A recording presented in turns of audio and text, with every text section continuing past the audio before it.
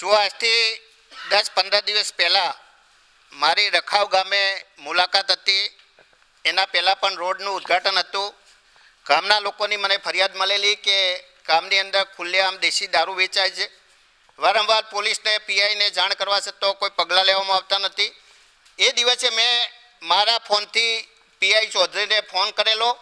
PI ચૌધરીએ ઉદ્ધત જવાબ આપેલા. એવું સમજે છે પીઆઈ કે આના બાપનું પોલીસ સ્ટેશન છે.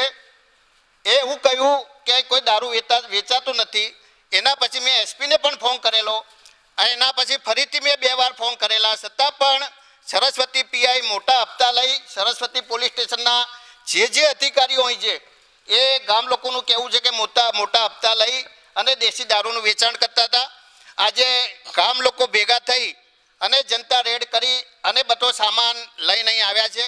ગામના લોકોએ પીઆઈને ફોન કર્યો તો પીઆઈ એવો જવાબ આપ્યો કે મને ટાઈમ નથી, તમારે થાય કરી લો.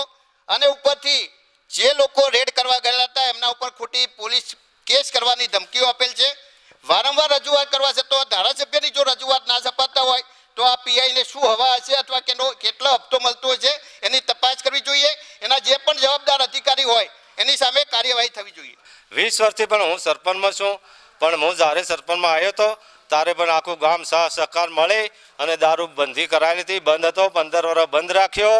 આજે પણ એ લોકોને ક્યાંથી સપોર્ટ મળ્યો છે તે પણ દારૂ ગાળવાનું ચાલુ કર્યું છે. ગામનો કોઈ માનતા નહોતા.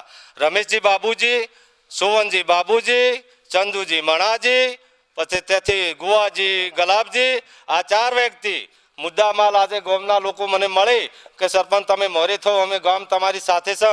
ગામમાં ઘણી બૈરાને ખાવા નથી મળતું. એમના ઘણા નાના છોકરાઓ પણ મરી જશે 2 વર્ષમાં. તો ઘણું નુકસાન ગામમાં થઈ ગયું છે 2 વર્ષમાં.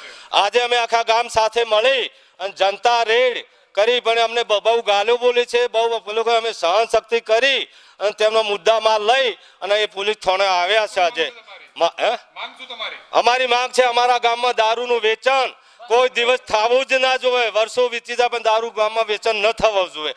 પોલીસનો સાથ સહકાર જોવે છે પણ અમને સાથ સહકાર મળતો નથી.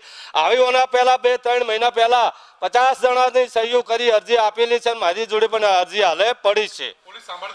પોલીસ સાંભળતી નથી. હજુ સુધી તમે અમારી ચેનલને સબસ્ક્રાઇબ નથી કરી તો અત્યારે જ ન્યૂઝરૂમ ગુજરાતને સબસ્ક્રાઇબ કરો. ફેસબુક અને ઇન્સ્ટાગ્રામ પર ફોલો કરો.